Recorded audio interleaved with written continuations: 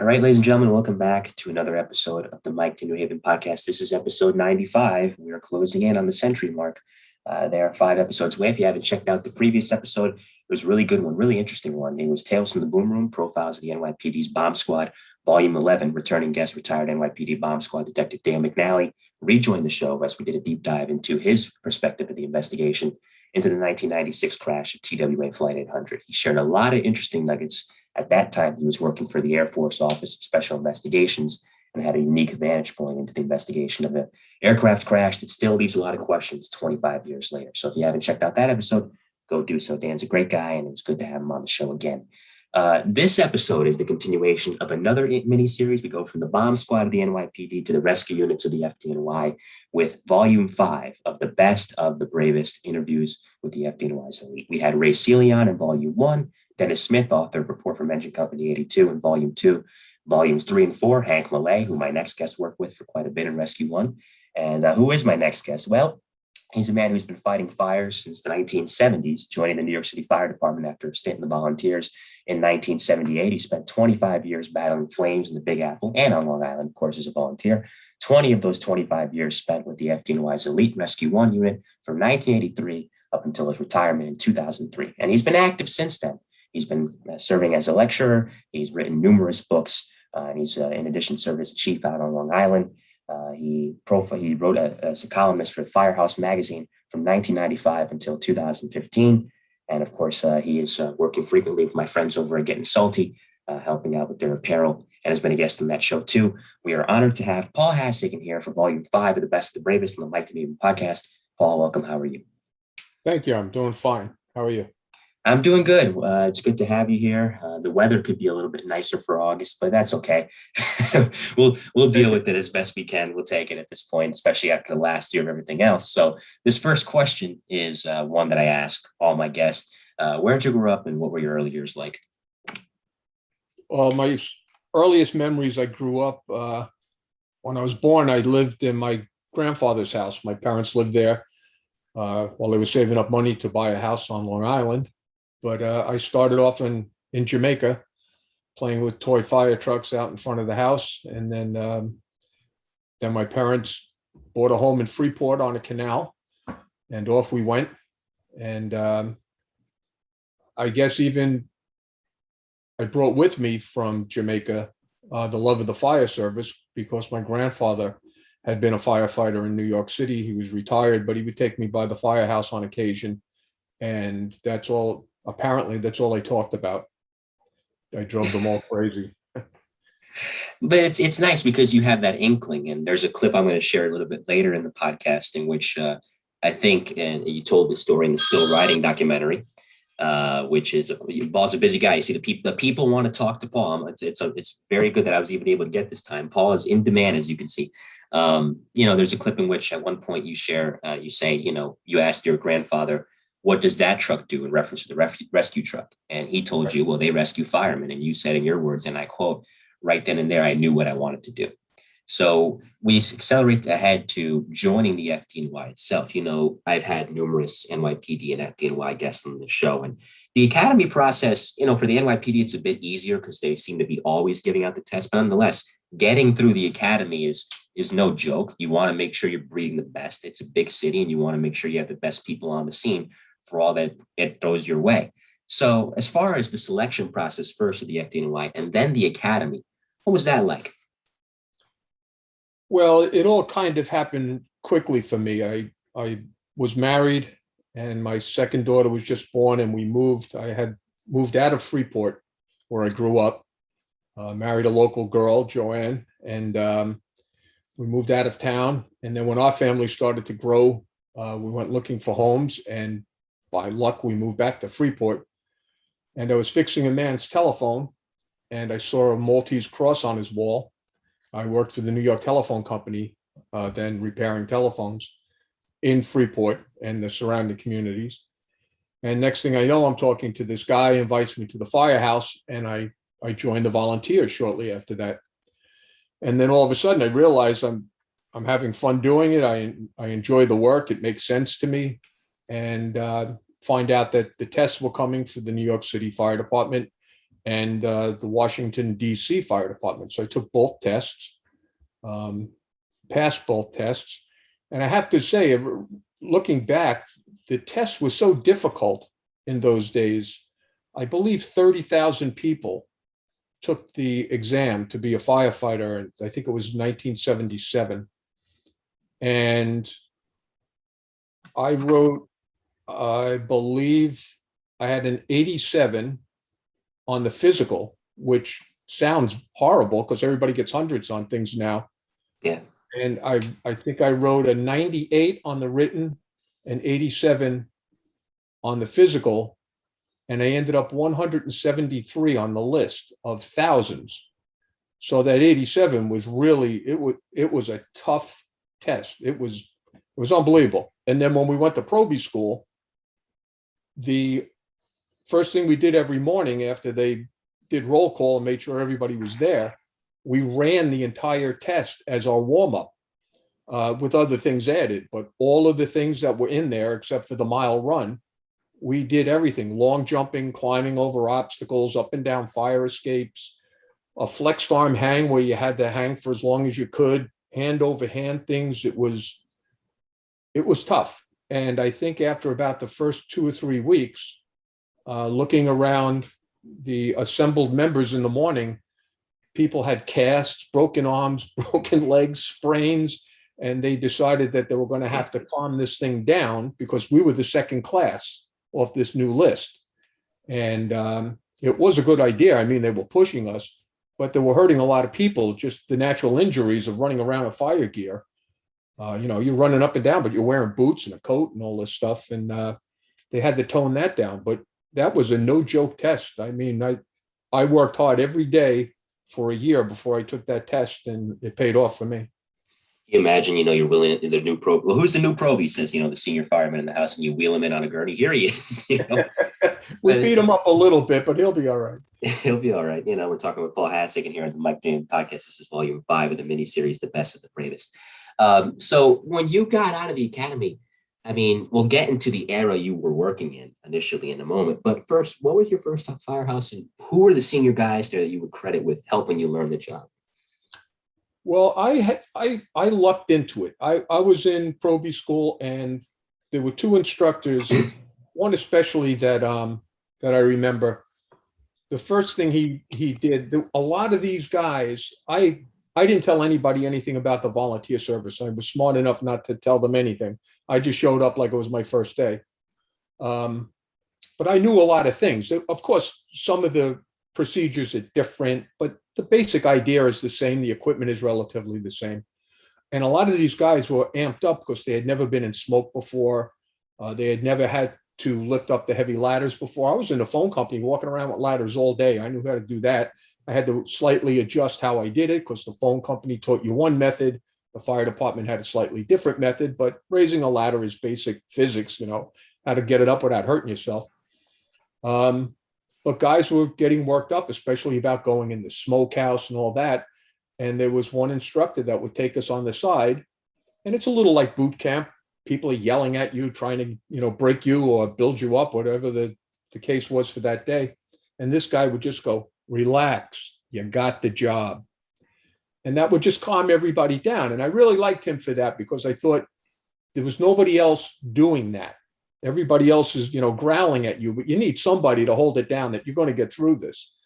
And that same guy came to me at the end of, we're just about done with Proby school. And he said, his old lieutenant, who is now a captain, came by, and he was looking for a couple of good guys. He was going to get people coming to his company. And I recommended you. Would you go there? And I didn't even have the brains to ask him where. But I thought, wow, here's a guy I respect how he's doing his job. And he thought enough to put my name up. So I automatically said, yes, I'll go there. As it turns out, it was 74 engine on the Upper West Side of Manhattan. By those standards, they were probably right in the middle of runs and workers. People were going to fires like you couldn't believe. We were going to fires, but not like they were in the South Bronx or up in Harlem or in Brooklyn. But we were getting our jobs, and we were going to their multiple alarms. So it was good for me. It was occupied Manhattan. There wasn't many vacant buildings around. And I learned all different parts of the job that I think the real busy places didn't have the luxury of doing. Like they were learning a lot of stuff on the fly. You had to, because you're going from fire to fire. And I had a captain that was a really intelligent guy, and he would take me in when we were doing building inspections and actually take time to go over all the different things we do and why we do them. Look at this building, see this problem. You know, if you're going to 15 false alarms in a row, you don't have that luxury. So we had a little bit of a luxury because we weren't super busy to really, at least for me, to grasp what we were doing. And it all made sense, especially the way he taught it. Funny you mentioned not mentioning that you were a volunteer, because when I had Hank on, I asked him, I said, the fact that you were a volunteer, do you think that gave you a leg up when you came onto the, in the city? And he said, no, because they felt that they had to now retrain him on everything he already knew, but how to apply it to working within the 5 boroughs, to where they would jokingly call him Molly the Volley. Molly the Volley, yeah. When he came on, because, I find that interesting, and I'm glad that you added that tidbit. So you mentioned that you weren't going to as many fires as the South Bronx and Harlem, but nonetheless, I mean, you have said previously that, you were in the thick of it. And it's true, because this is 1978. So it's towards the end, but it's still the war years. And for my listeners, what the war years were, so that I don't sound like a complete buff, because not every listener is somebody familiar with the fire service, but the war years in New York City, and you can read about it, and Dennis Smith explained this when he was on, from the 1960s to the 1970s, there was a lot of fire, particularly involving arson for profit. And in the Bronx, and Paul, you could add something to this too, he would know better than I would. And so that increased the amount of runs the FDNY was going on, to where there's an iconic moment in Game 3 of the 1978 World Series, and this game's on YouTube if you want to go and watch it. The Yankees are playing the Dodgers at Yankee Stadium. I think Ron Guidry's pitching, and they're down 2-0, and they pan out from Yankee Stadium, and they see a building on fire in the Bronx, and all you hear is Howard Cosell and saying, "This is my terrible impression of the late Mr. Cosell. The Bronx is burning." So you're coming on during that time, like I said, in the thick of it. So I mean, these are seasoned guys you're working with, but nonetheless, even if you're not going to as many fires as they were in Harlem and the South Bronx, was it a bit of an eye opener? Oh, it was. Well, first off, I saw that game and was as surprised as the rest of America when you're looking from the Goodyear blimp and you see a fully engulfed building raging just blocks away from the baseball game, and didn't realize at that point that in a matter of months, relatively, I would be in the fire department, and that's exactly what I would be doing. We went to plenty of good jobs, and there were guys there. 74 Engines area changed shortly before I got there, for the better. There used to be an area over where Lincoln Center is now that was all filled with tenements, and it was a very active area. And they used to do a lot of work there. Then Lincoln Center was built. They knocked all those tenements down. So all the running that those companies used to do and all the work that those companies in the lower west side of Manhattan would respond to suddenly turned into these big architectural wonders, but they weren't filled with tenements. And that's where you get your fires. You get your fires where people are. You don't get your fires in big, beautiful buildings with all sorts of smoke detectors and sprinkler systems and like you name it, state-of-the-art equipment. You rarely even go into them. You have fires where people live and people make mistakes, and that's why there's a fire service. And once that neighborhood changed, their fire duty went down, but those guys were still there. So when I went to a fire, even though the company was, not as active as some of the other companies, those guys were experienced, and they were part of the war years. It was just changing. They caught their piece of it.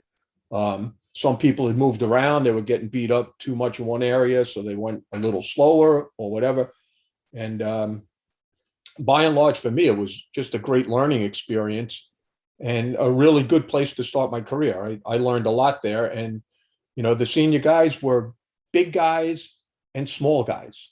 I'd work in the truck on occasion, and there was a guy that used to play basketball for St. John's University. He's about 6'5", and then one of the senior guys in the engine was about 5'7" on a good day. And was tough as nails on a nozzle. So, you were getting the best of both ends. Someone who is 5'8", I would say we love our short kings. We love our short kings. There's hope for me. I'm only 5'8", 5'9" with the right amount of shoes. So that brings us to 1983. And this is an interesting time. By this point, of course, you have the experience with the volunteers. You're still active in that. You have 5 years on the job in the FDNY, and that's when the opportunity to join a company like Rescue One opens up. And Rescue One is history. I mean, much like I know to my listeners when I profile the NYPD's bomb squad, the history of Rescue One, much like the bomb squad, you'll never really, unless you're in it like you were, you really, as someone who's outside, never know the full scope of it. But to just get a glimpse of it, it's really amazing stuff. The history goes back to 1915. So before we get to you joining it, as we both love history, so if you can just provide for the listeners the origins of Rescue One, I'd greatly appreciate it. Okay. In a nutshell, there was a really bad fire in 1912 at the Equitable building. It was more than one building. It was a composite structure. I think it was 5 different buildings that were all married together, interconnected, down across from where Trinity Church is. It was a huge, huge building. There were bank vaults in the basement. There were offices up above. There was some kind of shopping area inside. I mean, it was a big, active building like the buildings are today, except 1912, it's a horse-drawn fire department. They have these massive stone buildings that are filled with people and filled with combustibles, but it's steam engines rolling around the cobblestone streets. So it's a little bit different. They have a really bad fire. There's a partial collapse. A bank president and a couple of people are trapped in a vault. The only way out of the vault now, because of the collapse, is there are sidewalk windows, just very small windows at the sidewalk level that are barred. And the only tools the fire department have at that time to get through the bars was a hacksaw. So they were cutting manually by hand as they're fighting the fire in freezing weather, by the way. It was probably about 20 degrees. They're shooting water at the building. They're driven out by the collapse. They're trying to make rescue efforts to get firefighters and chief officers that are trapped inside. And a guy's laying in the street with a hacksaw trying to go through this as the water's cascading down onto him and freezing. So one guy was in charge of sitting next to him on the sidewalk and chipping his coat to get the ice off so he could move his arms. So it took them about an hour and a half to saw the bars through. They were able to rescue several people. One man perished in there, just overcome by the elements. And they said, oh, we have to make a rescue company. Well, big cities everywhere, governments everywhere, a good idea. Once the reason starts to go away, those people are buried, that building's knocked down, we get on with new business. Nothing really happens. The idea was there, but now it's money. Where are we going to get the money from? Everybody forgot about it. Then in 1915, there was a really bad fire in the subway over by Broadway, in somewhere near where the theater district is now. And give you an idea, hospitals in those days were not like hospitals now. There wasn't an emergency room per se. There might be an ambulance, but people went to barbershops, people went to drugstores, or a doctor came to your house. That was medicine in those days. 500 people went to the hospital. It was unheard of. People were unconscious all over the street. The effects of the wiring that was burning in the smoke down there was knocking firefighters out. And now all of a sudden they're clamoring again, we need a rescue company. They knew there's equipment out there that would allow some firefighters to go into the smoke and breathe air, fresh air. But they didn't really have it for anybody. Now, because of this fire, a few people got killed. All of a sudden, it's on the front burner. And within months, they find a crew of firefighters, volunteers. They put them through this strenuous physical exam by doctors, and then they put them through training. And to me, it's almost a little bit like what the Mercury astronauts went through. They were testing them for all these things, and some of them are ridiculous when you look back at it, but they didn't know what was going to happen when you got to space. But they knew that they were going to take these firefighters and put them in the worst places that firefighters ever went before, because they could breathe air. Because one of the big problems in the smoke in those days, illuminating gas would start leaking, the regular natural gas, to light that. You didn't have light bulbs around. There was little gas jets or kerosene lamps, all different things. And you get natural gas leaks, and then all these other crazy chemicals that were in the buildings. Ammonia was the major refrigerant. So ammonia leaks. If you ever put too much ammonia in a pail, try staying in that room while you're mopping. Your eyes start tearing and all the rest. So here's firefighters that are very well adapted to breathing heavy smoke, but you add illuminating gas and you add ammonia and it's knocking them out. They can't go. That's where the rescue came on. They put those helmets on that looked like diving helmets, and in they went. I actually have the photo of that here. Allow me to just pull it up real quick. One of the many great photos that Paul shared with me. Hang on to me one moment. And here it is. Allow me to. This is podcasting at its finest, folks. This is why they don't pay me the big bucks. Here it is. Let me just move the frame around a bit so you can see it. Yep. Forgive the white bars, but yeah, that it does. I thought that was for black water diving, but it's not. It's actually for the. No, that's smoke equipment. On the front, you see it says Draeger. That was a German company. Draeger was very instrumental in rescue work. All of the best equipment, they were making it. That's a smoke helmet. You see the little pineapple-looking thing there hanging yes. by. There was a collar. You put this helmet on, and there was like a little inflatable tire, and they pumped that thing up, and it sealed off your neck. On your back is a little tank that has a little bit of oxygen. You breathe through one hose, you exhale through another hose automatically. It went into that mixing bag in the front. It added a little bit of oxygen. And if you paced your breathing, you could stay in these really scary conditions. I was lucky enough to speak with some men who used that equipment, and they said you got a screaming headache from it because when you pumped up that little ball and it gave you a good seal, what you were also doing was cutting off your arteries in your neck and slowing the blood from getting to your brain. But it's the best equipment that was available for a long time. They used the Draeger helmets, the rescue company, and then Rescue 2 and 3 and 4 came along. They used those smoke helmets from 1915 until the 1940s. Wow. So that's a long amount of service. That's about 2 decades or so. But I'm pretty sure they got some good use. And obviously, listen, technology evolves for that. I mean, we look at that now and say, wow, that's antiquated. But for as you said, for its time, that was the best in business, for sure. Yeah. So to your process now in joining Rescue 1, how'd the opportunity open up in 83? Well, I had transferred from Engine 74 to Ladder 25. I wanted to do some truck work, searching and all that, the other end of the fire business besides putting out the fire. Now it's forcing your way in, laddering the building, searching for the occupants, exposing hidden fire, all that kind of stuff. And I was doing very well. I had made a rescue of a child when I was in the engine company one day. And then I made a rescue of a woman, unconscious woman at a brownstone fire when I was in the hook and ladder. So I was feeling successful. I'm doing what I've hoped to do. I'm out there, I'm making a difference in people's lives. So that was good. And a friend of mine from the island was in Rescue 1, and he was about to be promoted to a lieutenant. And he kept telling me, come talk to the captain. I've talked to him about you. They see you at fires, I think it's time. But I wasn't first grade yet. I was still a young guy. And I kept telling him, his name was Chris Gliana. I said, Chris, I feel embarrassed.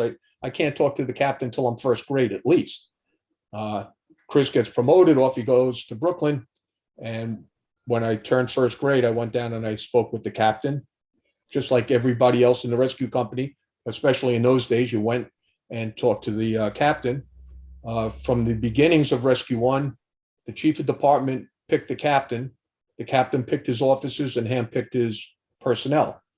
So it was up to the bosses who they wanted to work with them. You had to volunteer first, then you get, they check your credentials, they watch you, and then they bring you there on a detail.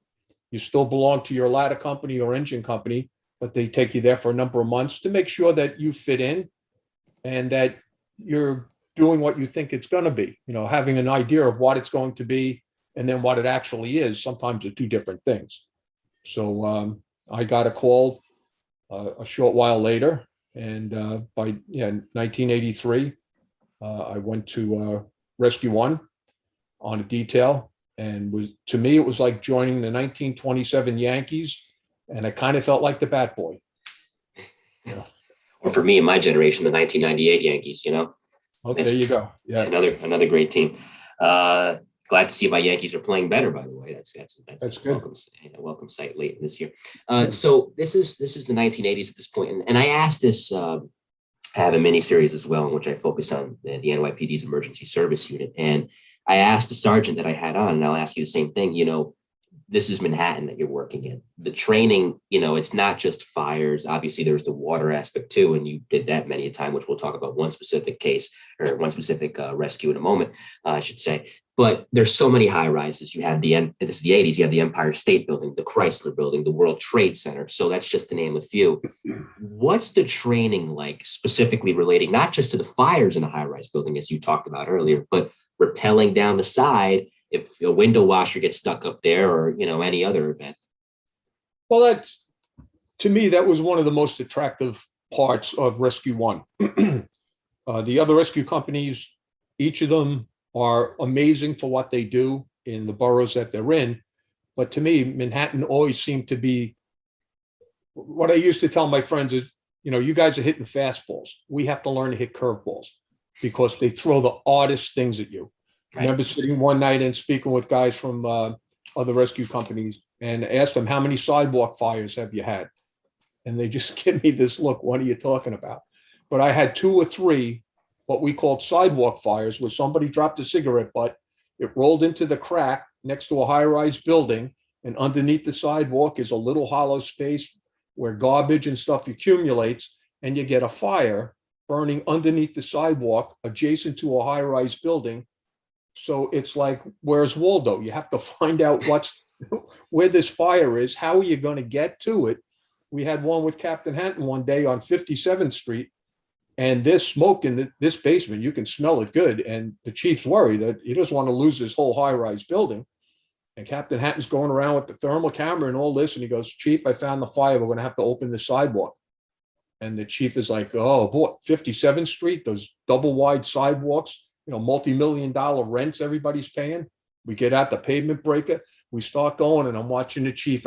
He's thinking, here goes my career if there's not fire under this sidewalk. And we put the first hole through, and a jet of flame comes through, and the chief goes, yes.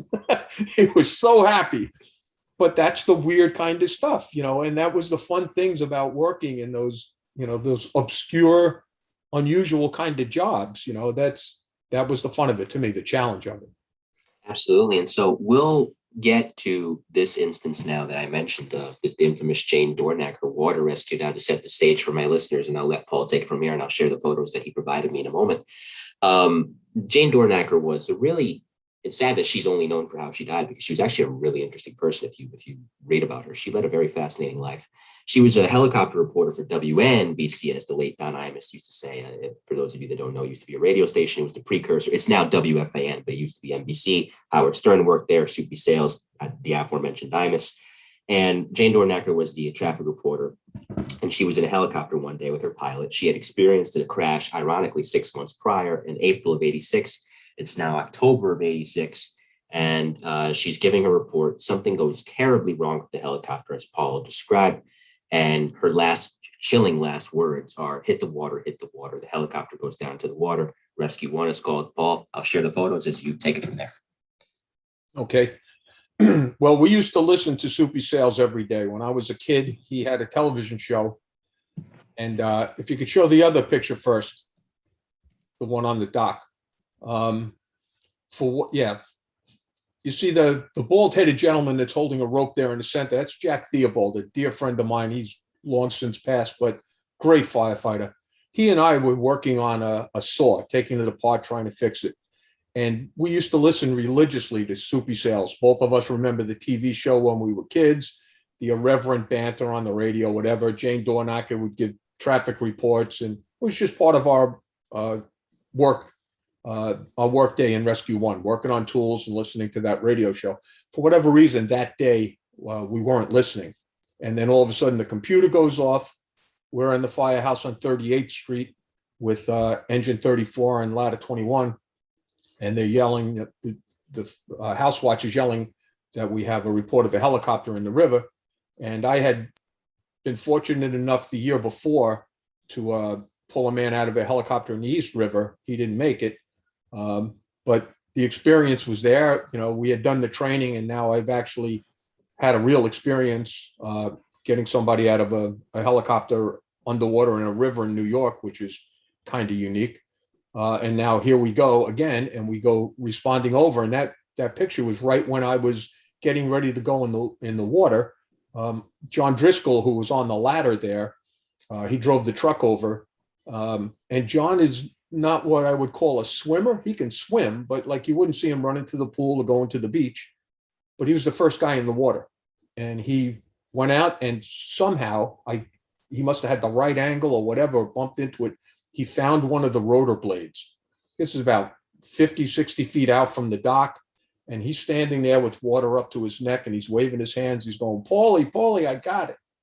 So I put the rest of my scuba equipment on. And those days we still wore sport diving equipment, like a Jacques Cousteau regular mask, the mouthpiece in, and rubber wetsuits.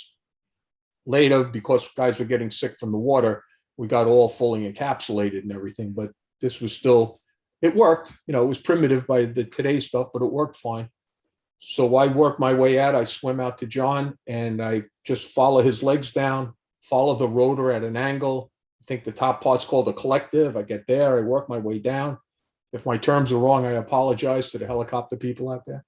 But I find the door to the helicopter, and I'm able to open it up, and there's the pilot right in front of me. Now, looking at the pictures, it's slightly different than the memories I have, because I thought he looked really blue. In the pictures, he looks more like pasty white, but that was the impression that I got. It's obviously you can't breathe underwater, so he's not breathing. He's unconscious, you know, because people ask me, oh, was he breathing? No, only fish breathe underwater. So I took him out. I went to the surface, and there was John, our non-swimmer. So I hand him off to John. That's the pilot right there. And John's telling me, go back down and, you know, get the other person. So he didn't have to tell me, but the presence of mind that he's taking this man out of my hands and helping to keep me focused. I go back down, and I go into the helicopter. I get to the other side, the other door now, and I open it up, and there's nobody in the seat. And like, it's just a pause, like, oh, where's the other person? There's supposed to be two people, I said. And I look up, and she's floating. And that's because of the incidents you mentioned earlier. She almost drowned. So when she went in the helicopter, she didn't wear the seatbelt because she couldn't get the seatbelt off the other time she crashed in New Jersey. So sadly, I think the reason she didn't make it is because she didn't have the seatbelt on. And she also had physical injuries besides the drowning aspect. But I was able to pull her out, get her into the shore. They pulled both of them up by rope into the street. EMS was just starting to come, but most of the original work was done by 54 engine, 4 truck, 34 engine, and 21 truck, and the 9th Battalion. And I think the aide from the 9th Battalion, John McCluskey, he's either the aide or he was the MPO of 54 engine. He had a camera, and he ran and just started taking pictures, because there's 25 guys there and everybody's ready to go, and they got to wait for me to pull somebody out. So everybody's standing there, and he remembered he had a camera. So he started taking pictures. And most of those, except for these podcasts, they were never really published. You know, he gave me a set, but I'm not going to go around to magazines and say, hey, look at me, you know. Right. But anyway, we get the people are up in the street, and they're working on them. And now the adrenaline starts wearing off a little bit. And I'm standing there. I got white tube socks on, and I'm soaking wet in a wetsuit, standing on 12th Avenue. And all of a sudden, I think it was the lieutenant 54 engine yells, he's breathing. And it was like the most amazing thing. It was as emotional as watching a child be born. You know, it was just like, oh my God, because this weight was lifted off me. Now, it doesn't make sense to be guilty about something that you're not responsible for, but we firefighters and cops and lifeguards and everybody that risk their lives to save people, there is a certain thing that you feel compelled that you should be able to save everybody.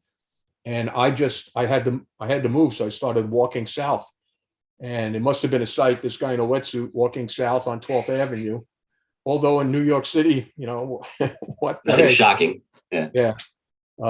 And for the younger viewers, there used to be these telephones that you put money in and you could call up, and they even had a card, and I could remember the card number. So I just picked up the phone, and most of the time when my wife got phone calls, it was, "Oh, your husband's in the hospital again."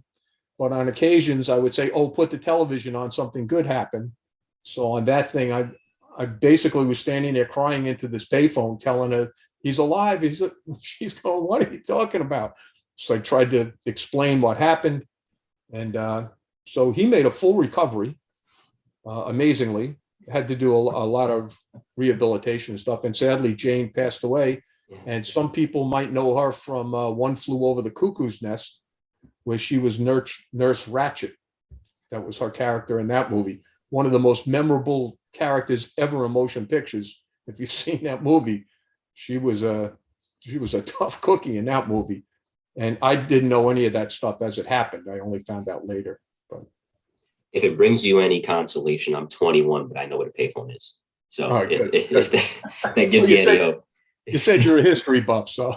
Yeah, well, yeah, that helps too. I already know my older sister's gonna roll her eyes listening to this. You're such a nerd. I know, I don't care. Paul Hashagen is our guest here on the Mike Navy podcast, episode 95. This is volume 5 of the Best of the Bravest. So you mentioned feeling compelled to save people. I mean, it's not your fault, obviously, when people do pass away, as Jane did that day, or a fire and someone dies.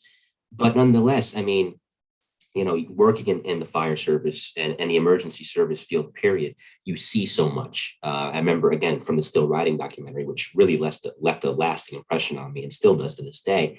One of the firemen there says that, you see the kind of things that the average human shouldn't see. After those really tough moments, what helped you personally to decompress and not let it affect you? Because some guys, it really hits them hard, understandably so.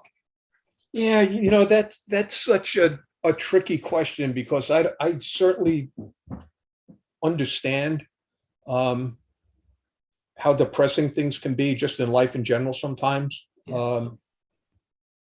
I think some people just by luck handle it better. We used to kid that in the old days, the fire department's way of handling a situation, traumatic as that for the people that were involved, is they would just yell, "Get over it."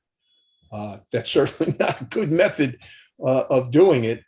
But I remember sitting in a group one night, just taking a break down at the pile at the World Trade Center, and a bunch of counselors had come over. And Al Benjamin, who I worked with for many years, he had some kind of degree in counseling, grief counseling, all these other, and it's amazing. And I'm talking to this poor lady, and I'm counseling her because she was in way over her head. Now, I had learned to deal with these things, and I'm not exactly sure how I learned to deal with them, or did I really truly deal with them the right way? It worked for me. But I'm trying to talk to her to calm her and put things in perspective so that she can help other people, because she was getting overwhelmed. Because everywhere you look, like what happened there, I had seen, certainly not on that grand scale, but up close and personal, whether it's a child or an old person or whatever, I had seen people get themselves in any manner of bad spot in the world that you could think of, get stuck in machines, in building collapses and trench collapses, you name a way somebody can get themselves messed up. And they do it. I mean, that's why our truck said rescue on the side. And you can't come up with that truck and say, "Oh, we don't do that kind of rescue." You have to do every kind of rescue. Like, if you're driving around with an ice cream truck, you better have ice cream in it, or people are not going to be too happy with you. It's a good analogy. Yeah, we pulled up with a rescue truck, and you had to be able to think on your feet, because quite often we never did this before, so you're going to have to figure out how to do it. There's no play for this. There's a lot of open field running where you just got to figure out what your next move is. And that just comes from instinct, I think, a lot of times. I want to ask you about this because I've gotten the NYPD perspective. Now I want the FDNY one, because in Manhattan, there's you guys, and there's also, and again, in all 5 boroughs too, the NYPD's emergency service unit. They have the same training. The only difference is they carry guns, but they're equipped the same way. They deal with the same things. And that led to some butting of heads. And there's actually a funny story involving that. This wasn't a butting of heads moment. Do you remember a Paul Hashagen? Yeah. Yeah, he was on this show, and he ran on to the bomb squad later, and he told a funny story, like I think in the mid-90s when he was in ESU, before he went to the bomb squad, that he was going up the stairs trying to get to an elevator where people were trapped, and he's calling for the equipment from his ESU truck, and he hears you calling for the same equipment from the rescue truck. So you have these 2 elite units, and sometimes they butt heads over who's going to handle what. So from the FDNY perspective, I mean, what was it like sometimes dealing with ESU? Well, I think the most frustrating part is, first off, almost everybody that's in special operations in the fire department and in special operations in the police department are relatively the same kind of person. If I was in the police, I'd probably either want to be a detective or in ESU. That's where the action is. That's to me, the challenge, that, you're not just playing checkers, you got to play chess, and it's speed chess, with those little clocks, you got to go. Right. So I can totally appreciate the work that was being done by the people doing it. I bumped heads a couple of times, not me too often in particular, where I had a bad time. I understood why they were there. It was out of my control. I didn't think it was the best use of services within the city, but they're not paying me to make that decision. My job is just drive the truck there and take care of people's problems. The people of the city, however, were well served because, especially after the helicopter crash, scuba diving in particular, but rescue work in general, was making such a public display of effectiveness. It used to be that if somebody went underwater, that was it, they were dead. But there was a case, I think it was in '82 in Chicago, where a little boy was sleigh riding with his father, and they were going along, and they went into a body of water down a little hill, and they're in this lake. And it was a local film crew there that was shooting weather video for that television show that night. They're going to be at the park while he's talking about the snow's coming again, and they have sleigh riding and all that. They see it happen, they run over, and that was in the day of a camera, a big long cable, and the tape machine for the camera, the video equipment. And they were able to rescue the father. They turned the camera off and lassoed him with the wires to the television camera, and they rescue him. Meanwhile, the fire department comes, and a diver from the Chicago Fire Department gets this kid out after a half hour, and the kid makes a full recovery. So that taught us about the mammalian diving reflex. The younger the person, the colder the water, the better their chances. You don't warm them immediately. You try to oxygenate them, but keep them cold. You got to get the oxygen to their brain, not start warming their hands up, because then the oxygen's going to the wrong places. All these things started happening.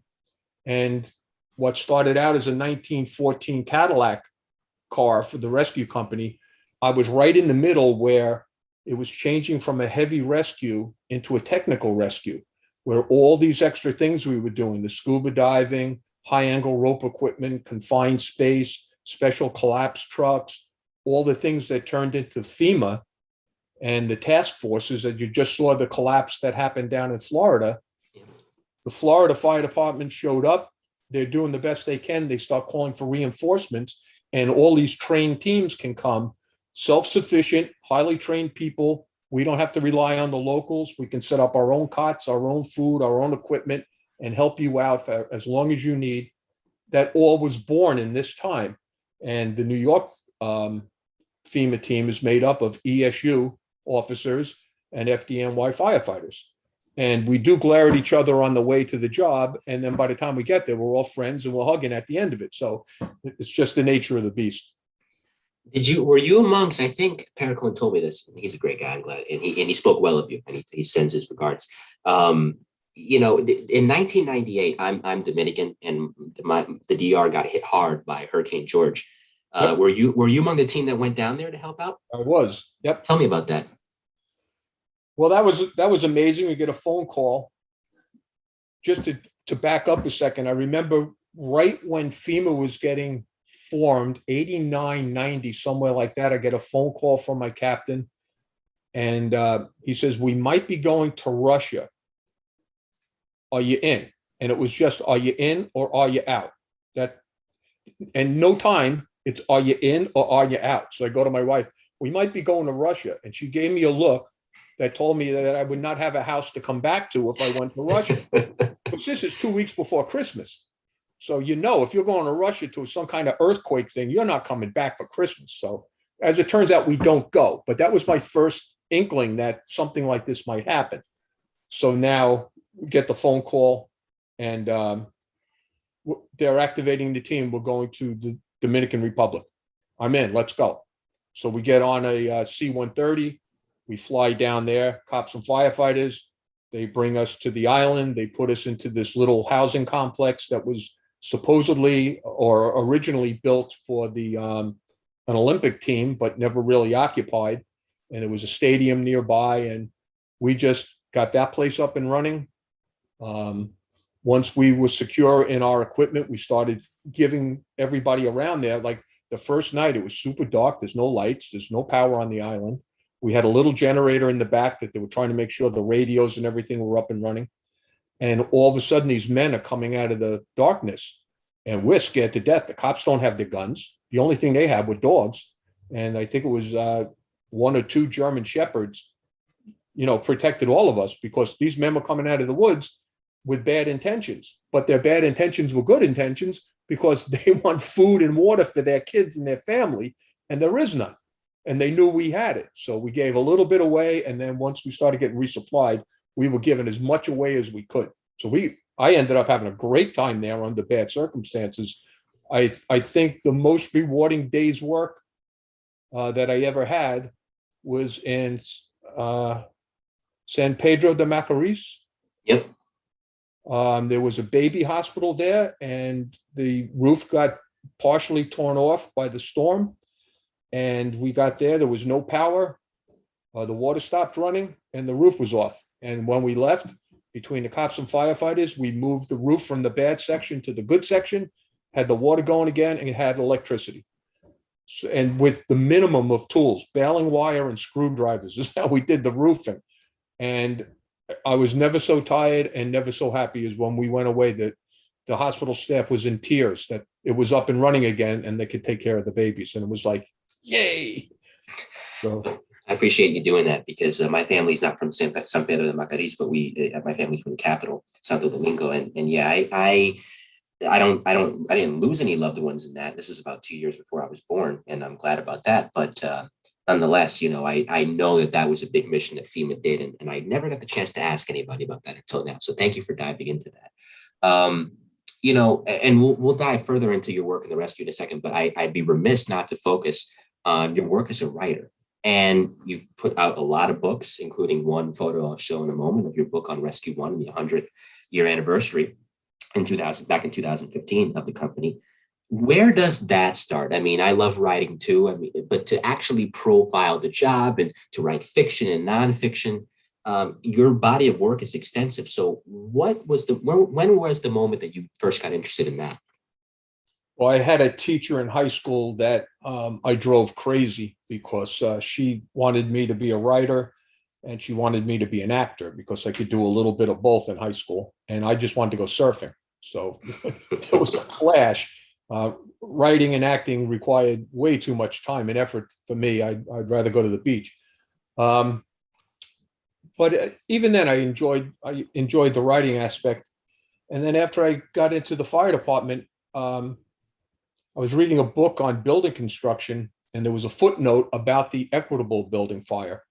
And it said that the guy that sawed the bars was a full-blooded American Indian. And I thought, wow, that's interesting. So I started doing a little bit of research. I was finding stuff, and just by dumb luck, a friend of mine comes up with a letter from the daughter of this guy, Seneca Lark, his name was. And the long story short, I become pen pals with her. And she sends me a copy of his scrapbook. He was not an American Indian. His name was Seneca. He was named after a character in another book. It's in Shakespeare and all this. It's a famous name. It's not just an American Indian name. But once the story started in the newspapers, they couldn't stop it. So he was the American Indian. And I started doing research, and I wrote what I thought was the best piece of nonfiction fire-related article ever done. And I handed it into WNYF, which is the fire department's official magazine, the New York City Fire Department. And it comes out 4 times a year. And it goes back all the way to the 1940s. So it's an ongoing thing, within the fire service. And I get back my work with all these arrows and lines and corrections. And I was horrified. I thought you could have taken this article and immediately gone to marble and started etching it in. Then I realized it wasn't written in English. So, my punctuation left a lot to be desired. And then once I started actually paying attention to it, what I did is I handed in a rough draft and didn't really work on it.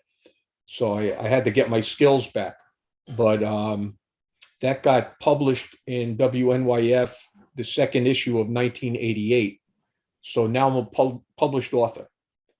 And they're saying, oh, if you have any other stories. And then I bump into this guy, Harvey Eisner, who was working for Firehouse magazine at the time, taking photographs and writing stories. And we get to be good friends. And he keeps telling me, oh, you should write a story. You should write a story. And there was a dive job in 1989 where a young man fell into a storm sewer in the Bronx. And the local fire companies came. They tried to rescue him. Rescue 1 and 2 came as dive teams. And they eventually found the young man, but they weren't able to save him. But they rescued him, but he couldn't be revived. So I wrote an article about that, and Firehouse magazine picked it up. My writing was better than less editing. So in 1989, I get published in Firehouse for the first time. And I got a paycheck. WNYF, they gave me an extra copy from a give to your mom or whatever. But Firehouse magazine gave me some money. It wasn't a hell of a lot, but it was money. It's like, oh, wow, I am now a published author and a paid one. And then all these different stories kept coming up, and my interest in history kept growing, especially working in Rescue 1. And it just naturally grew from there. And one thing led to another until Harvey was saying, you should do a history column for the magazine. And that's how that rekindles column that I had, fires from 100 years ago. And that was in every month for 10 years in Firehouse or more, a long time. I mentioned Dennis Smith earlier, and he, of course, owned Firehouse magazine for many years. You mentioned part of your inspiration, or much of your inspiration, I should say, to begin writing. But did Report from Engine Company 82 influence you in any way as well? Without a doubt. And then Dennis personally helped me. I went to see him when he was the editor and running Firehouse magazine on a day-to-day basis early on. And he put a couple of cartoons in the magazine. I was hoping to get a regular thing and not realizing how magazines worked. If he could sell an ad, he's going to bump this cartoon. So I was not happy after a while because I had given him all this work and a lot of it wasn't showing up, but he did give me the break, so hooray. And then I started with the local, there's little newspapers out on the island and around for the fire service. So I started funneling the cartoons that way. But then the Firehouse published a cartoon book for me. I think it was the only book until Harvey put one out after 9/11. It was the only book Firehouse ever put out. It was a little book of cartoons. And then Dennis Smith also had me, interviewed me several times for different books and sent me, or, used my name when people were asking questions. Oh, check with Paul, check with Paul. Next thing I know, I'm doing the History Channel, or I'm doing this and doing that. And a lot of times it was Dennis. So I've been good friends with him for many, many years. His book and also his guidance has, helped me get going on my career. We're talking with Paul Hashagen here on the Mike Draven podcast. This is the best, the bravest profiles, interviews, I should say, with the FDNY elite. It's been a lot of fun having Paul. I don't want to keep Paul too long because I could ask him about so many things, but he's been so generous with his time. You were a chauffeur for many years in Rescue One. Now, before you answer the question, as I mentioned, I would show a clip from Still Riding. You're driving a heavy rescue truck through the streets of Manhattan. There's foot traffic. There's obviously the natural car traffic. People don't get out of your way, despite the fact you have the lights and sirens. So let's take a glimpse. This is April of 2001. This is a job in which two scaffolders or two window washers are stuck 50 stories up on the scaffold of the Manhattan high-rise. Mr. Paul Hashagen on the case, driving through the streets of Manhattan. Enjoy. Because of all the tall buildings, Manhattan's Rescue One has to deal with different challenges from its counterpart in Brooklyn. He's 50 stories up! On this day, they've been called to save two workers dangling off some scaffolding.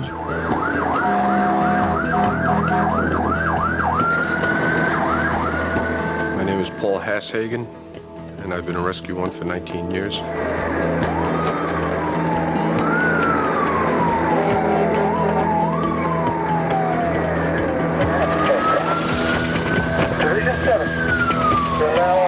I drive the truck, one of four chauffeurs, regular drivers. Cross downs always work. Get off the road! And I have the honor of driving the captain.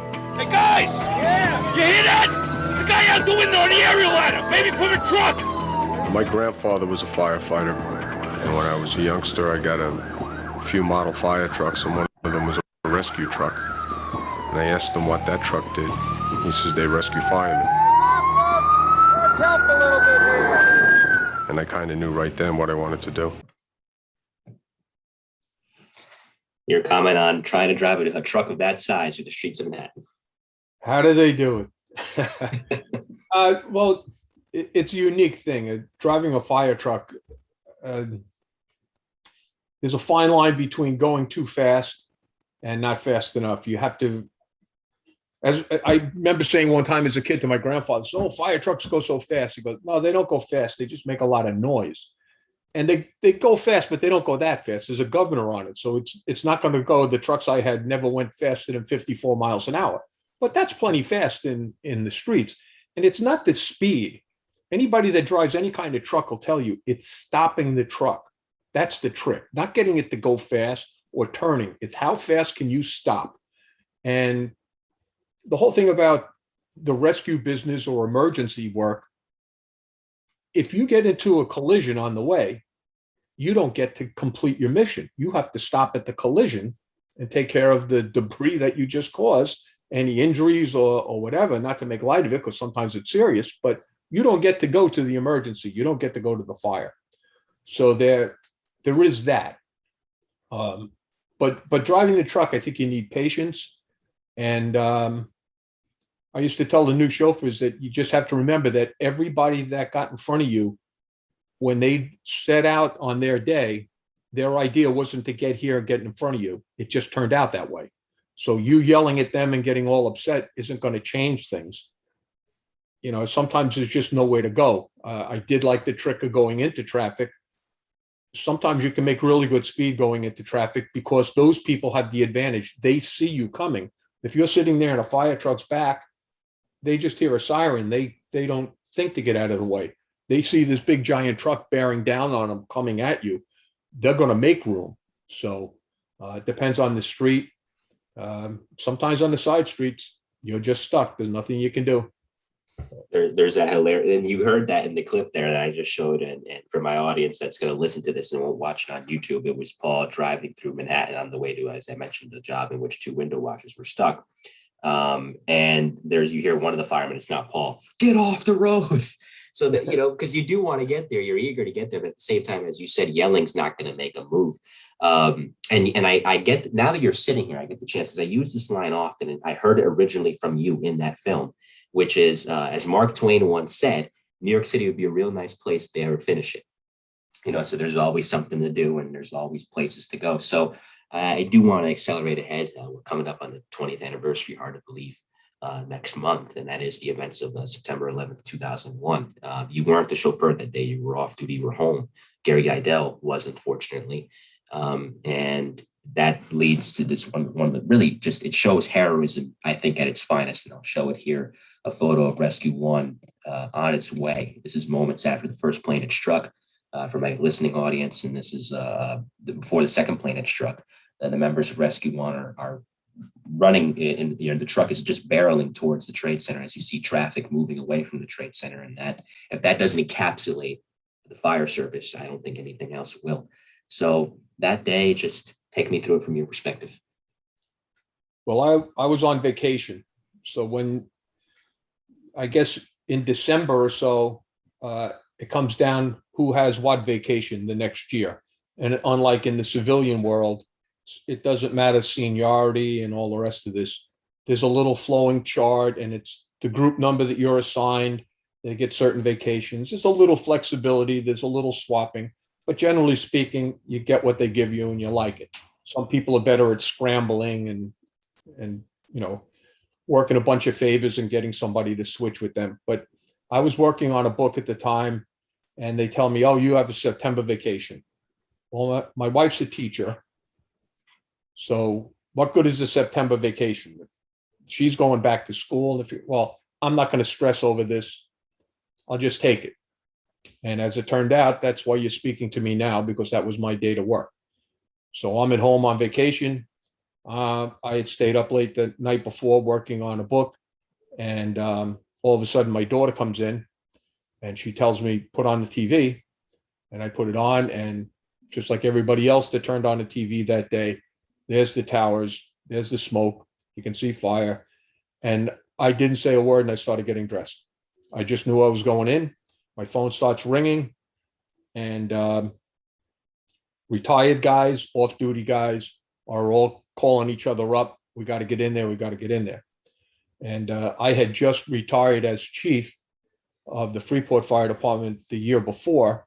So my assistant chief took over as chief.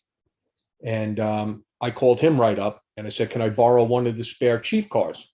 Because I knew they had an extra chief's car in case one of them broke or whatever. And I could use that to get all of us in there really quick, lights and sirens. Otherwise, we're just in a civilian car and you're hanging your helmets out the window, So he says, sure. So we all meet at the Freeport Firehouse. A couple of other fellows are coming there. And we're waiting, we're watching the television.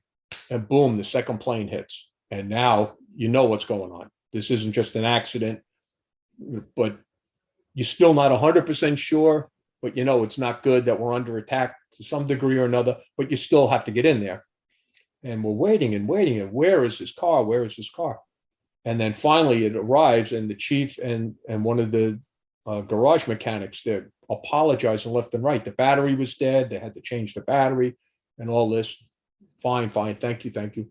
We get in the car, we pick up a couple more guys. So we've got a car, an SUV filled with firefighters. We go zipping in, make great time. There's nobody on the roads. They let us right through the Midtown Tunnel. They don't look to see what fire department it is. You're just waving everybody in.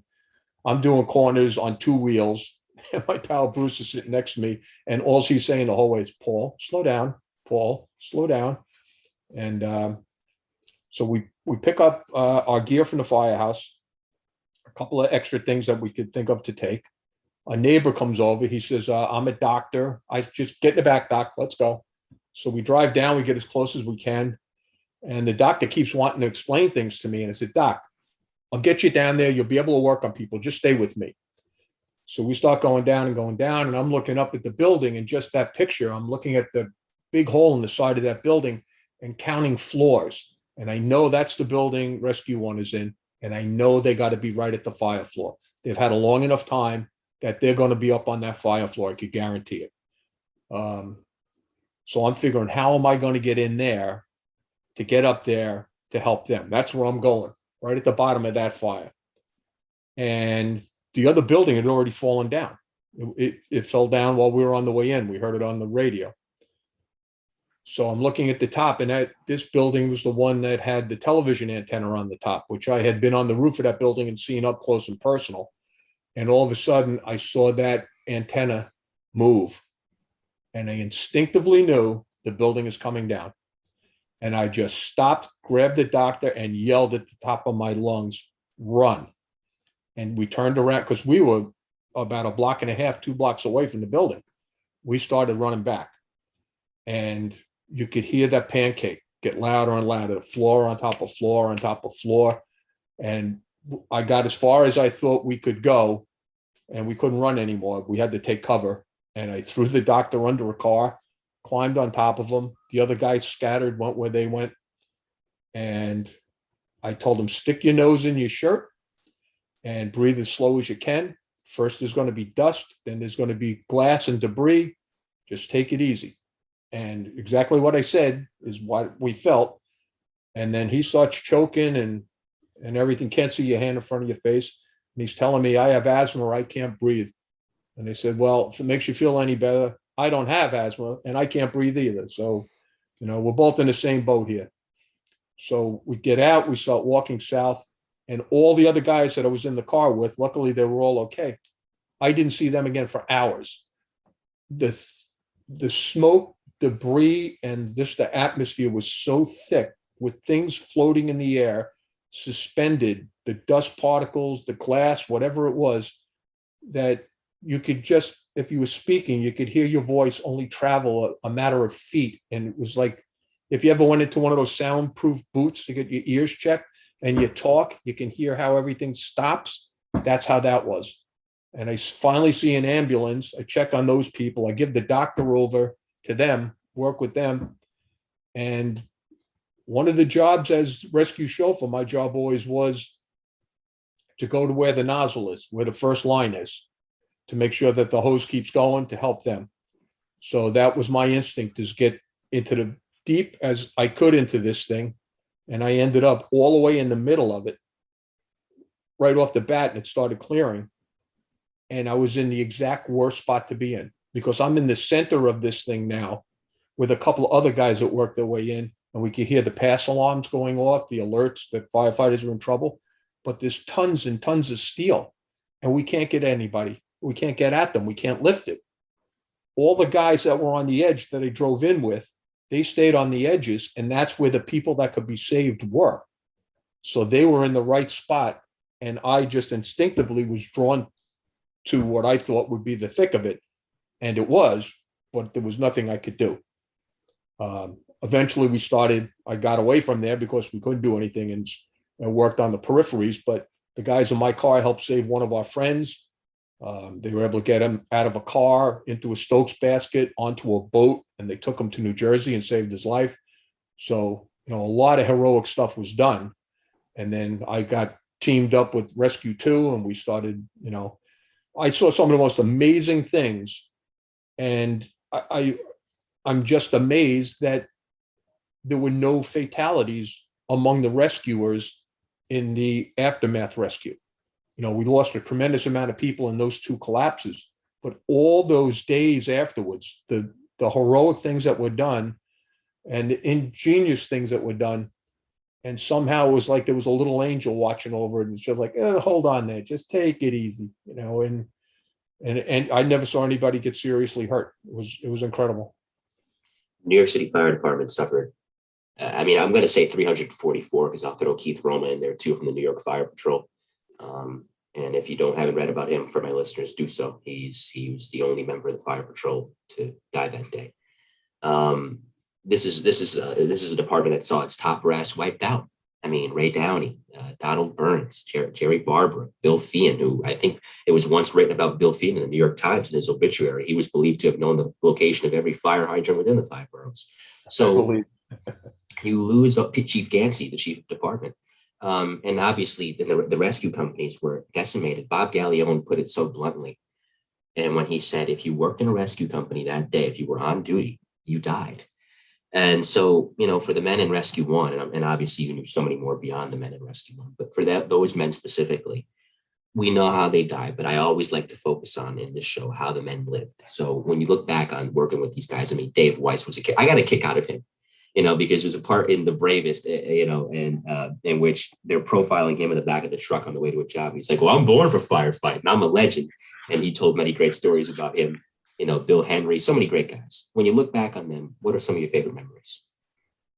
Well, just number one, having the honor to work with the guys. Dave Weiss, I knew from the volunteers before. He had been in the Freeport Fire Department before both of us got on the job. Super funny, really good with tools. You know, all these guys are outstanding firefighters. And then there's the little attributes that people bring from other experiences and just interests. Joe Angelini was the senior firefighter in the entire fire department. He was coming up on 40 years of service.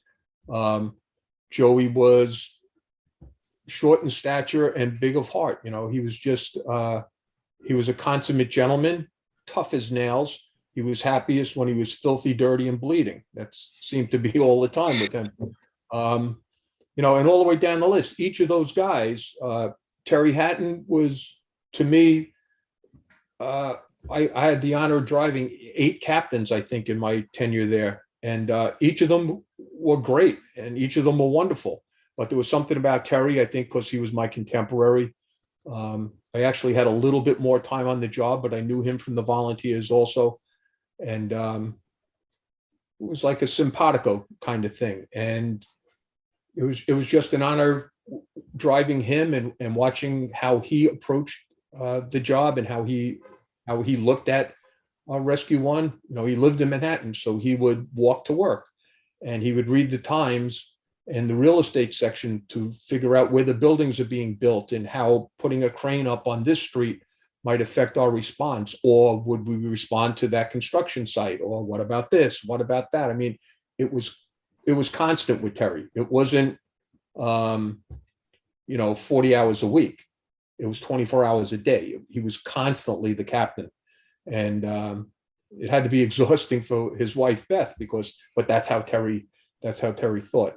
Dennis Mojica, who was our lieutenant, another super duper guy from Rescue 2, and another, gentleman, and big hearted. He wanted to train. He wanted everybody to be the best that they could be. And just each of these guys, they had that little something that, if your daughter brought one of them home, and says, I'm dating this guy, you go, all right, we'll see how he's doing. It wasn't like, get out of here.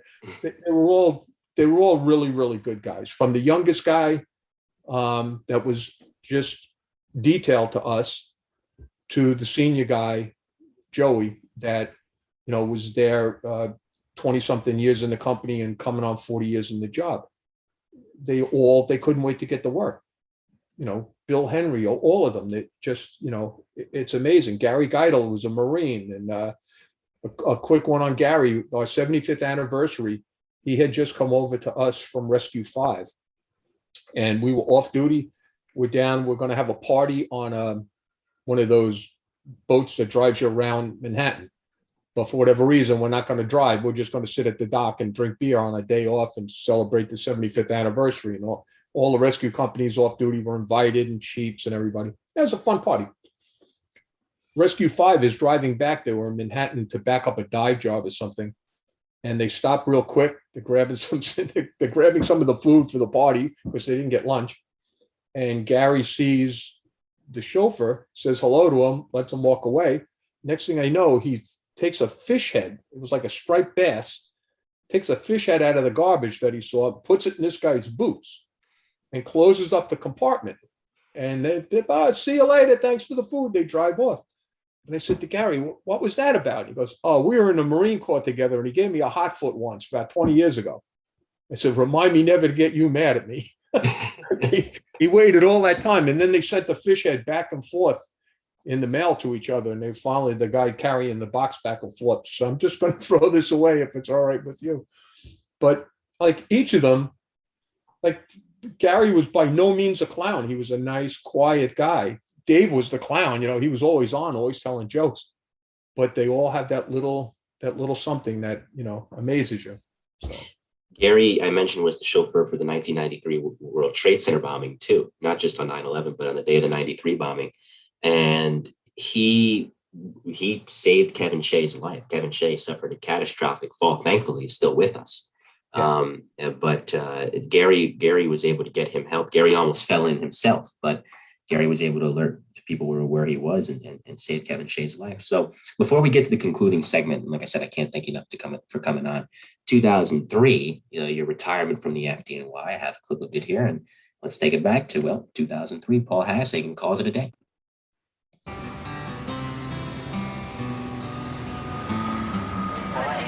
It's $1. I know, such a handsome man.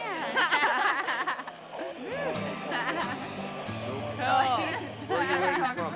California. Portland, Oregon. Portland, We're off Oregon. from all over. Near Boston. This is Paul's last day of the job. It No. is. All right. Congratulations, Paul. Thank you very much. Thank you so much. Good to meet you. Thanks for taking time out. Take care. Thank you. We'll see you. Are y'all Have ready fun out here? there. Thank you. When I was a young teenage boy growing up as a firefighter, and all throughout the country, there was a couple of rescues, right, in a close period of time that Paul was involved in that made the whole country aware of Paul Hashagen. One was the news helicopter crash when he rescued the news reporter and the pilot from the helicopter. Paul was the rescue diver that went out. He went down not once, but twice. He went down, first got the reporter, brought her up, and then he went down again to get the pilot out of the helicopter. And I was just a young kid then, and so Paul was like a legend. And then be able to come here and work with him was pretty cool. Good luck. Good luck in your retirement. He's probably one of the most decorated firemen in the city of New York we're losing. Now it's sort of like I can't go to the old guy and beg some information out of him. So I mean, that makes it tough there. You're really in the hot seat now. That's the way I feel.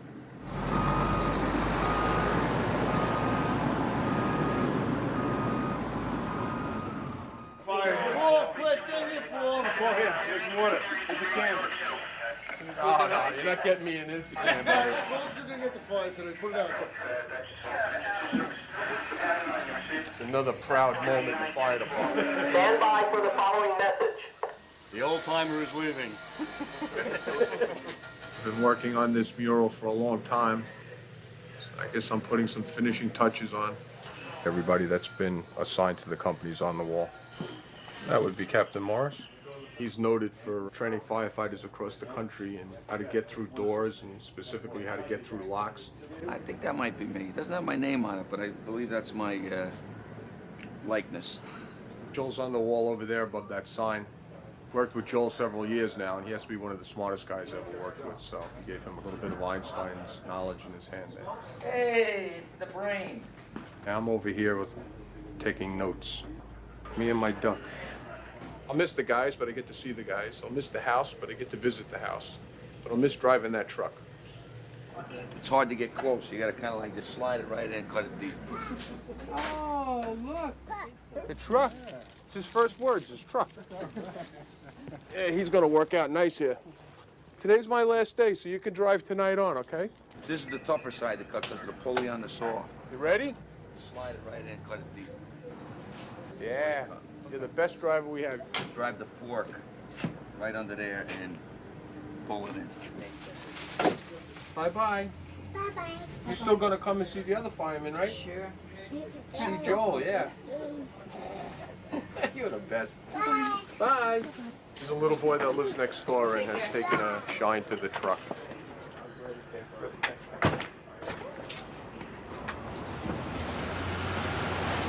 For 25 years I did this and I was successful at it. And I'm going out on my own terms. And so far I'm not seriously injured. And a lot of my friends aren't with me anymore that just by the way things happened on one day. So I'm getting out of here in one piece and alive, and I'm grateful for that. So I just think when I had my time in there, I did a good job, and I had the respect of the guys I work with, and I can't ask for more than that. Eeyore. There you go. Wait a minute. It's Elizabeth, my daughter. Think how skinny I look to be next to I'll be the senior guy to Rescue 1 as of 6 o'clock today. This is the last time to back the truck in. Losing Paul is a big loss. I don't know whether a lot of people realize that we lost a lot of senior guys in that, tragedy. So it's not too many left in the job. Be a tough drive.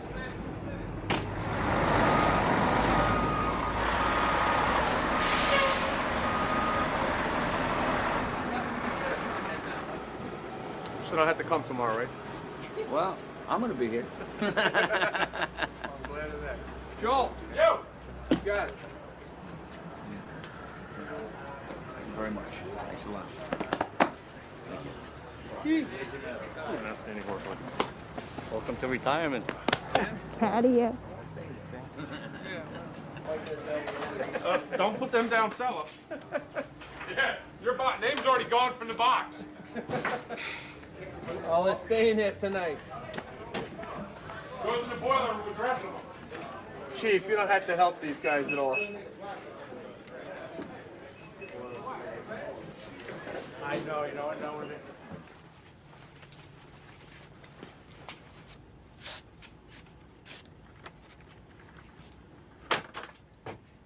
Good run. What do we do next?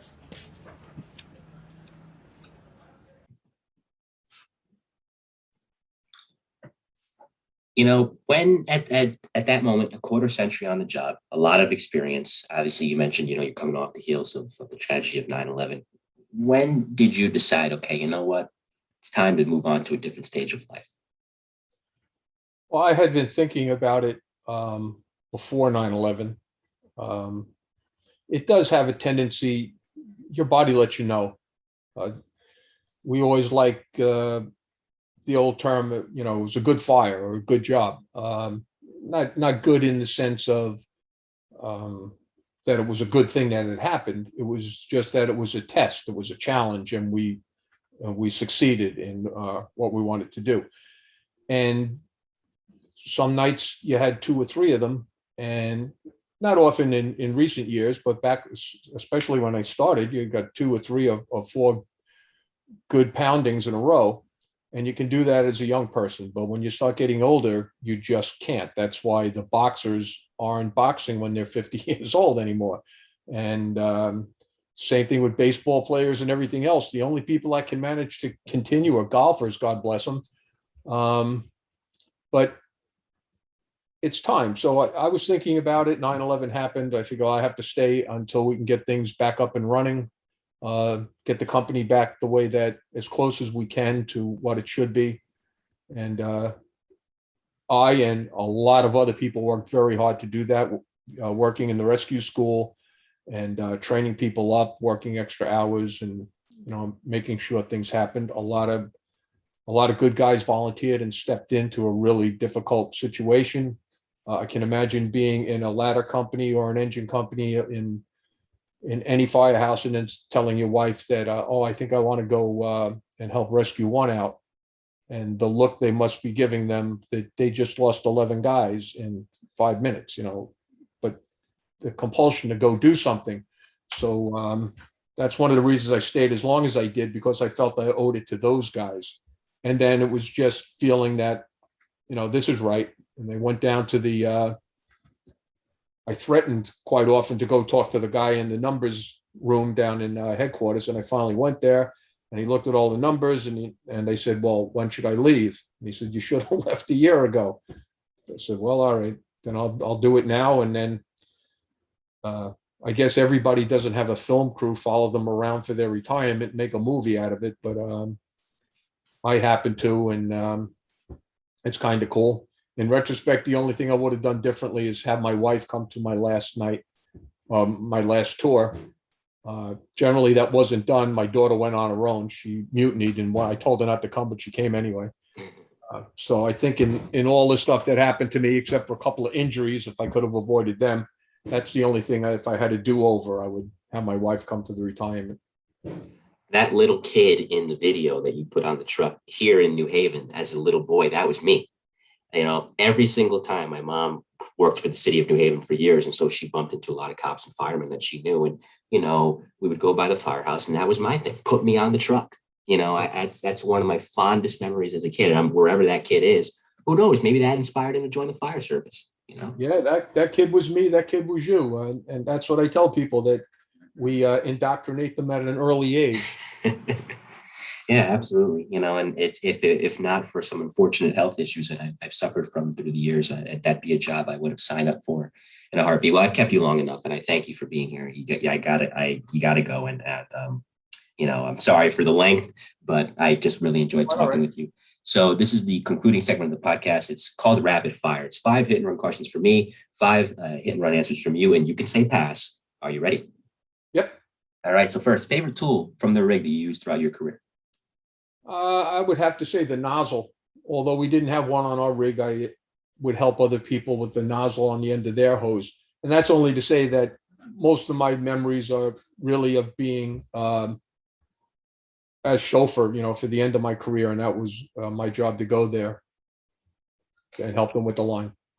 Second, if not for becoming a fireman, what other career could you have seen yourself pursuing? Well, like I said, I had that teacher wanted me to be an actor or a writer. And I also dabble in guitar, so maybe music. But no, I think I found what I was supposed to be. I was one of those people that figured it out and got to do it. Hey, you got to make a friendship with the Who, by the way. I should have asked you about that earlier in the podcast. That's a pretty cool story in its own right, meeting the guys from the Who. If I bring you on again, I'll ask you about that. So third, and this is where the pass feature comes in handy in the event that the story is not G-rated. Funniest or strangest call you ever responded to? Well, I can't tell you the strangest call because it is G-rated. A person had their private parts stuck in something, but I'll give you probably one of the most unique things, and it comes to using tools. I remember specifically Bill Henry and I, obviously the whole company, but I remember it was Bill because we were talking back and forth so much. We had a Central Park carriage horse stuck in a chute. They have the horse carriage buildings. They kind of look a little bit like a tenement with a garage door in it. The horses walk up these ramps and go to their stalls in the building. In the front of the building, there is a room that has a chute in it. They pull hay up, and what comes out of the other end of the horse, they shoot down the chute to clean it out. And they don't have doors on this room. They have a piece of plywood across the top because a horse won't come to something and put his head under it. So if there's a blocking at head height, he won't go in that room. So that's what this room had, was a piece of plywood over the door. But when they were bringing up horse food or feed, whatever it is, it left a trail of horse feed down the hallway. This horse somehow got out of his stall and had his head down and was just going down, munching on the food, went into this room, fell into the chute, and now he's stuck with his legs into the chute. He's like the cork in a bottle, except he's a Central Park carriage horse, and he's gigantic. His name was Goliath. It was a huge horse. So they call us, you got to get him out of there. So we had a couple of horse jobs. The Central Park carriage horses would get involved in car accidents, get mangled into the cars, pass out from the heat. So I think I did 3 or 4 different horse jobs. And then this was the ultimate. So we take 2 Atlas life belts, big, thick leather belts, put them around the horse. We used a big fancy come along to a high point that Bill built in the chute above. And we lifted the horse up, and it took us 2 tries, but we were eventually able to get the horse up out of the chute, swing him over.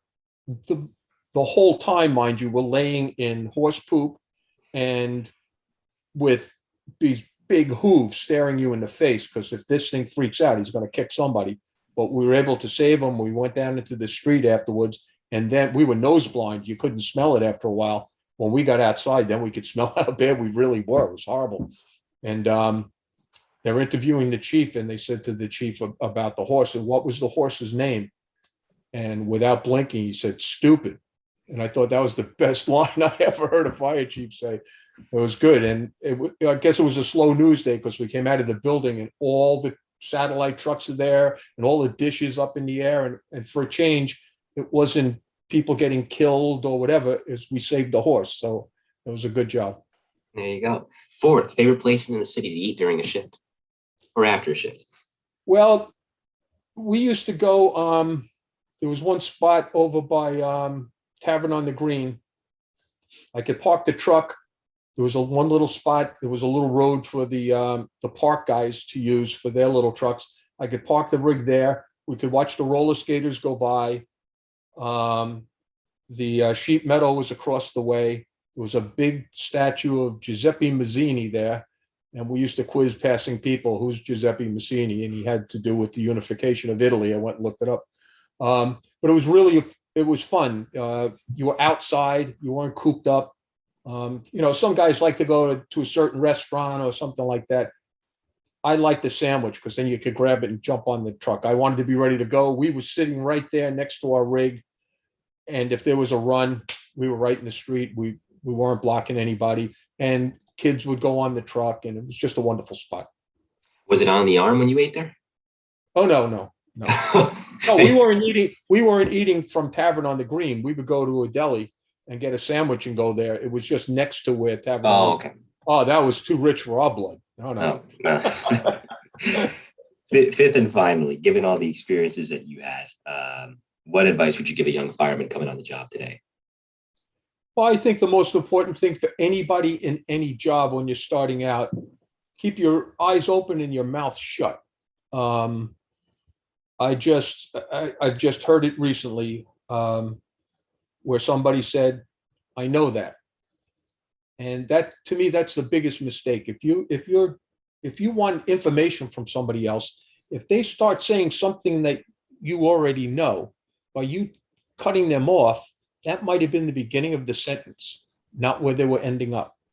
And now you've just diminished what they were trying to help you with. I'd rather hear the same thing 5 times, word for word, because then I know if it's that important and they all think the same thing, I want to know that. But sometimes the story changes and they give you a little something extra that can make a difference further down the line. And, all sorts of things like that. It's those little things that, how did you think of that? Oh, I heard a story. I didn't think of it. I just took that thing from that story and used it here. And it works. When Hank was on, he said something similar at the end, and I'll say the same thing to you that I said to him. My mom, who listens to this show, she's going to love that last part, because she's like, she not on the fire service, but she drills me about the same things. Even now at 21, it's never going to stop, because that's the way moms are, and God bless them for it. But she's like, see, I told you. I'm like, so Mom, I know. You see, I get it. She's right. She is. She's my mother's always right. Mother knows best. So before we go, Paul, thank you so much for coming on. So I've had a great time talking with you. I hope that I didn't suck as an interviewer, and that you had a good time as well. Is there anything that you'd like to promote? Well, just the books are there. You can go look my name up on my website, paulhashagen.com.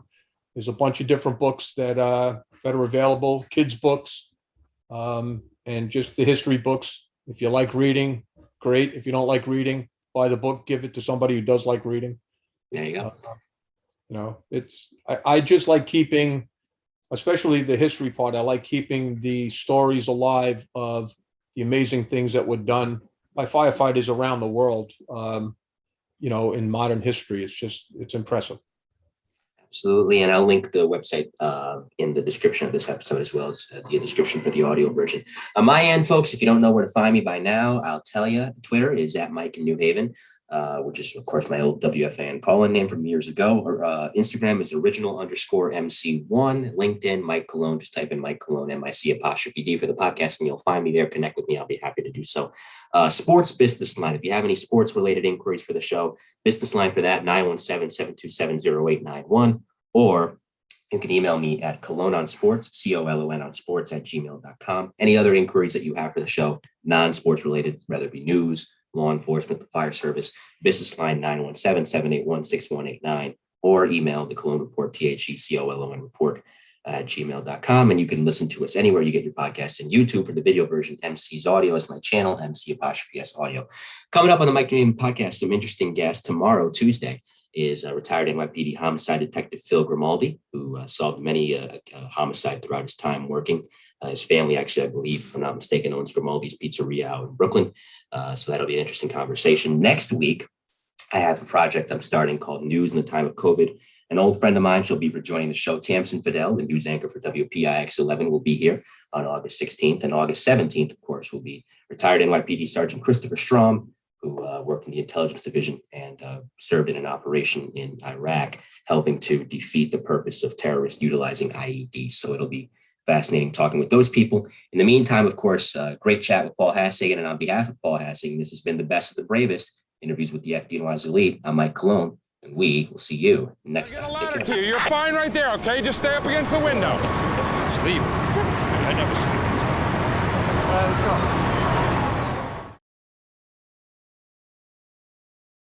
You never can tell. That's what makes it so exciting. It could be a quiet day, a quiet night, or all hell can break loose, and you could be running around, for the rest of the day or the rest of the night. The job pretty much stays the same because the breed of men are the same, and they're a good breed of men, and they're good men.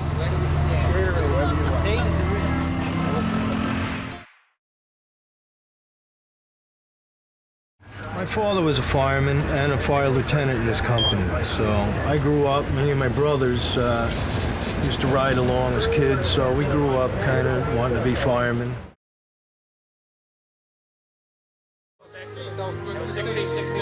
Yeah, that was excellent information,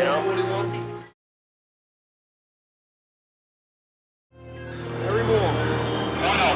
Time to go back. We got a second shaft in there.